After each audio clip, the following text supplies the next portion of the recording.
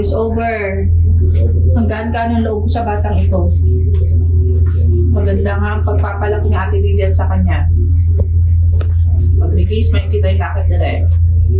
Okay, ang Matashi.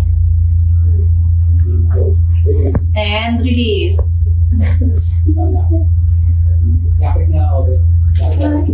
Tita, ano po pala ang nakalagay po dyan sa loob ko ng lakit ninyo? Ano lakit daw? Ito? Nag-open task daw po. Okay, pick up. Pick up tayo sa release ng akap. Action. Tita, ano po pala yung nakalagay dyan sa loob ko ng lakit ninyo? Ito? Si Baby Hope.